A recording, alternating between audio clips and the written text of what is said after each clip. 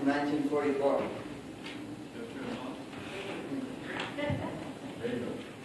The following is based on true events from 1944.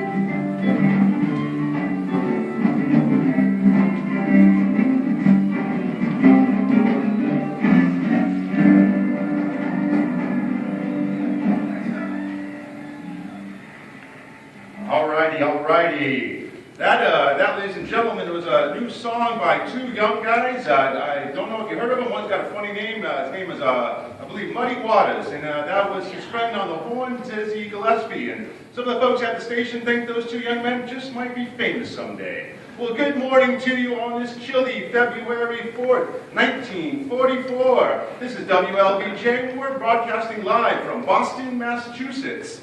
We want to welcome you here this morning. On top of the wire, we're going to go to the news wire at this time. What does February 4th, 1944 have for us? Oh, ladies and gentlemen, the wire is in. FDR wants to remind everybody that shoe rationing will start this week. That means he's asking no more than 3 pairs of shoes to be purchased at this year. So no more than 3 pairs of shoes are to be purchased. That means you, ladies. Remember that. Tomorrow, again, we're going to do a tin can drive. Take all your leftover tin cans and help the ammunition factories out. In sports, the Chicago Blackhawks hockey beat the Newark Rangers 10-1. Forward Doug Bentley makes hockey record, 5 points in the game. Now, for news on the war front, we go to Europe. General Ron Paul has surrendered German army to the Russians in Stalingrad. FDR announces the formation of the Women's Marine Corps. Hitler has given orders to hospitals that all Jewish patients, nurses, and doctors are to report for concentration. They will be shipped to a facility called Auschwitz. U.S. infantry captures Galloping Horse Bridge on the island of Guadalcanal. In other news, we got a young composer by the name of Duke Ellington. He will be playing for his first time at Carnegie Hall. Speaking of good music, let's go back to that Muddy Waters.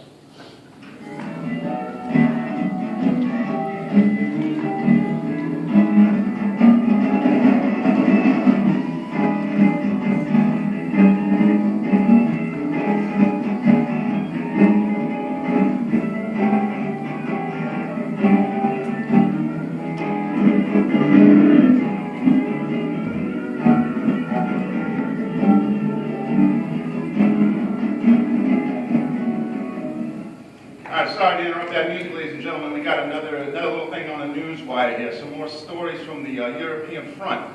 The title of this one seems to be Heroic Action at Sea. Let me catch you up to speed on what is going on here. It seems that yesterday morning, early morning, the USS Dorchester out of New York was sunk by German subs and German sub Wolfpack.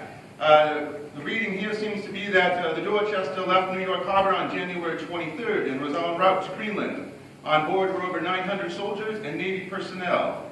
The ship's captain, Captain Danielson, was put on high alert by the Coast Guard that Wolfpacks were in the area. The German U-boats unfortunately did get a hold of Captain Daniel's ship. He had ordered his men, in fact, to go to bed with their life jackets, but apparently they disregarded this order, saying the life jackets were a little too warm to wear to bed. At 12:55 a.m., a U-boat off the chilly waters of Newfoundland hit the Dorchester. Reports say that the Dorchester was sinking quickly, and the order to abandon ship was given. The strike hit the ship, and unfortunately it took out the electrical power on the boat, leaving the ship in total darkness, and with no ability to communicate to the rest of the ships in the area. We do now have some reports from surviving soldiers. One soldier says that complete panic set in. Some men were frozen in fear, not moving. They says in the pandemonium, lifeboats were being released unmanned. Other lifeboats were being overfilled with men. They were scurrying around without grabbing the life jackets, which meant certain death. A report from Private William Bednar says, it was pure chaos. Men were crying and screaming. They had become helpless.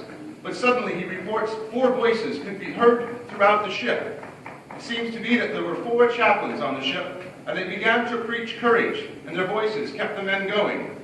The names of the chaplain are Lieutenant George Fox. He was a Methodist pastor from Rye, New Hampshire. Alexander Good, a Hebrew rabbi from Brooklyn, New York. Lieutenant Clark Poling, an evangelical pastor from Columbus, Ohio. And Lieutenant John Washington, a Catholic priest from Newark, New Jersey. And see, further report says that the chaplains brought relative calm to the men. They began to organize them.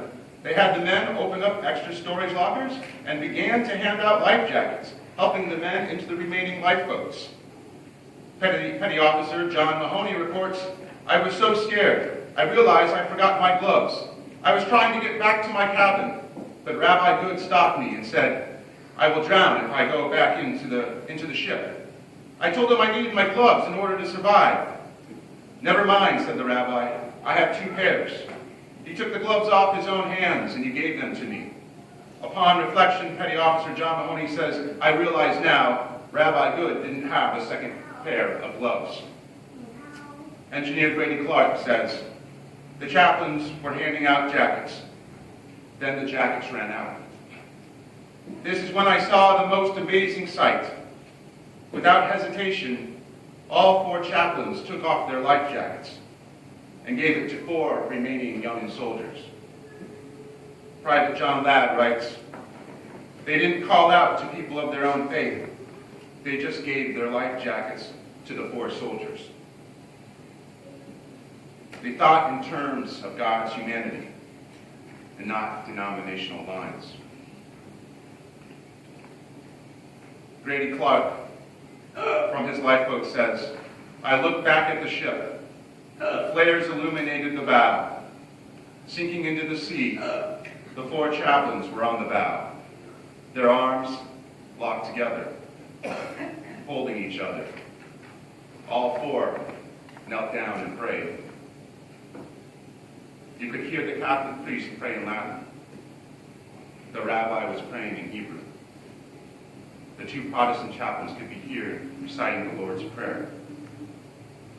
They never tried to save themselves. They went down in prayer and sacrifice. You'll forgive this DJ, but it reminds me of something I remember reading in Scripture. As the Father has loved me, so I have loved you. Abide in my love. If you keep my commandments, you will abide in my love, just as I have kept my Father's commandments and abide in his love. I have said these things to you, that there may be joy in you, and that joy may be complete. This is my commandment, that you love one another as I have loved you. No one has greater love than this, for one to lay down their life for their friends.'" This is WLBJ, signing off.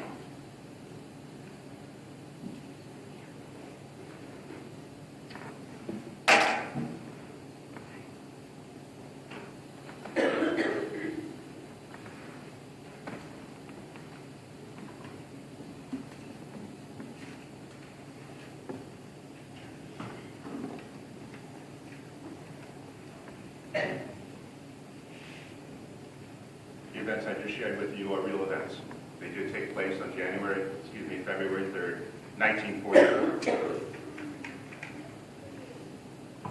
These 4 chaplains did give their life.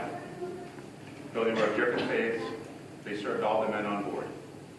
Though they were of different faiths, they joined together in the final moments of their life and in their final breath.